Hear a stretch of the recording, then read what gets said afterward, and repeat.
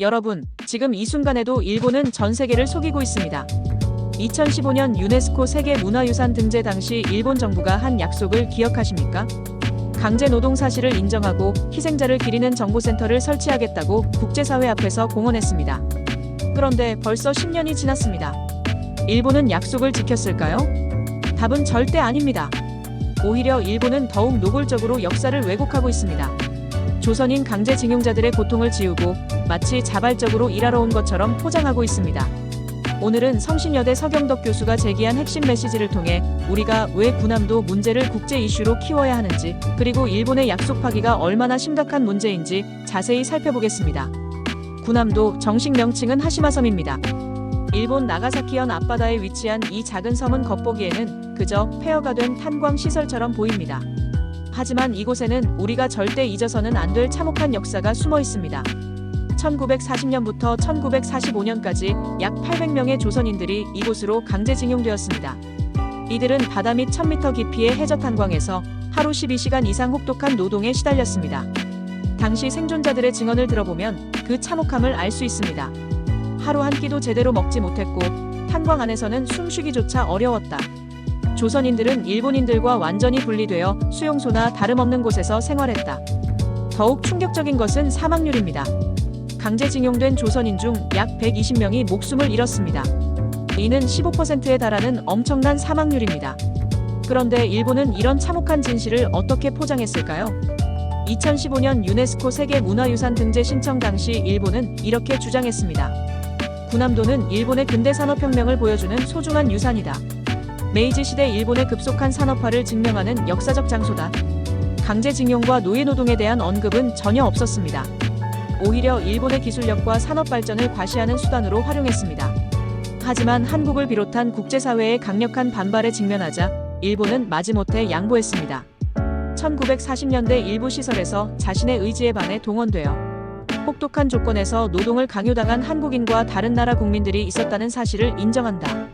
그리고 이런 약속도 했습니다. 희생자들을 기리는 정보센터를 설치하고 전체 역사를 알 수 있도록 하겠다. 2015년 7월 5일 군함도를 포함한 일본 메이지 산업혁명 유산이 유네스코 세계문화유산으로 등재되었습니다. 그로부터 10년이 지난 지금 일본은 당시 약속을 지켰을까요? 결론부터 말하면 완전한 실패입니다. 2020년 도쿄에 개관한 산업유산정보센터를 살펴보면 일본의 진짜 속셈을 알 수 있습니다.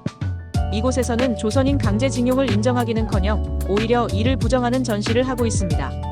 조선인 노동자들은 일본인과 동등한 대우를 받았다. 차별은 없었으며 임금도 정당하게 지급되었다. 많은 조선인들이 자발적으로 일하러 왔다. 이런 식으로 역사를 완전히 뒤바꾸고 있습니다. 더욱 가슴 아픈 것은 생존자들의 생생한 증언을 완전히 무시하고 있다는 점입니다. 실제로 군함도에서 강제 노동을 당한 최장섭 할아버지는 이렇게 증언했습니다. 아침 6시부터 저녁 6시까지 하루 12시간씩 바다 밑에서 석탄을 캤다. 조선인들은 가장 위험한 곳에서 일했고 사고로 죽는 사람도 많았다. 하지만 일본은 이런 증언들을 단순히 개인의 주관적 기억이라고 치부하며 외면하고 있습니다. 유네스코도 이런 상황을 심각하게 보고 있습니다. 2021년 유네스코 세계유산위원회는 일본에게 강한 유감을 표명했습니다. 약속을 제대로 이행하지 않고 있다는 것이죠. 한국 정부도 지속적으로 문제를 제기하고 있습니다. 외교부는 매년 유네스코에 일본의 약속 파기 사실을 보고하고 있으며 2023년에는 일본이 약속을 지키지 않고 있다며 강력히 항의했습니다. 하지만 일본은 여전히 요지부동입니다. 오히려 더욱 노골적으로 역사 왜곡을 하고 있습니다. 이런 상황에서 성신여대 서경덕 교수가 중요한 제안을 했습니다. 군함도 문제를 더 이상 한일 간의 양자 문제로만 접근해서는 안 된다. 이것은 인류 보편의 인권 문제이며 국제사회 전체가 관심을 가져야 할 문제다. 서 교수는 특히 이런 점들을 강조했습니다. 첫째, 군함도 문제는 단순한 과거사 문제가 아니라 현재 진행형 인권 문제라는 것입니다.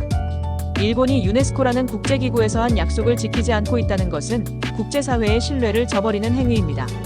둘째, 이 문제를 방치하면 일본의 역사 왜곡이 더욱 심해질 것이라는 경고입니다. 실제로 일본은 군함도뿐만 아니라 위안부 문제, 독도 문제 등에서도 지속적으로 역사를 왜곡하고 있습니다. 서경덕 교수는 구체적인 실행 방안도 제시했습니다. 먼저 유네스코를 통한 지속적인 압박이 필요합니다. 유네스코 세계유산위원회는 매년 일본의 이행 상황을 점검하고 있습니다. 이 과정에서 국제사회의 목소리를 더욱 크게 내야 합니다. 다음으로 미국, 유럽 등 주요 국가들과의 연대가 중요합니다. 강제 노동과 인권 문제는 전 세계가 공감할 수 있는 보편적 가치입니다. 이를 바탕으로 국제 여론을 형성해야 합니다. 또한 민간 차원에서의 활동도 필요합니다.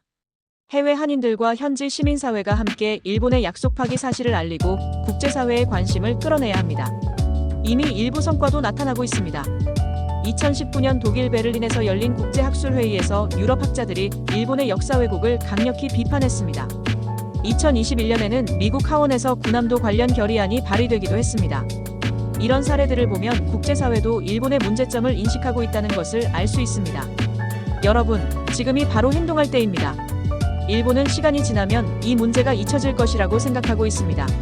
생존자들이 돌아가시고 기억하는 사람들이 줄어들면 자연스럽게 묻힐 것이라고 계산하고 있습니다.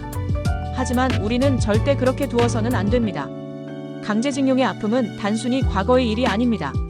지금도 전 세계 곳곳에서 벌어지고 있는 강제 노동과 인권 침해를 막기 위한 교훈이기도 합니다. 그렇다면 우리는 무엇을 할 수 있을까요? 첫째, 정확한 역사를 배우고 알리는 것입니다. 군함도의 진실을 정확히 알고 주변 사람들에게도 알려야 합니다.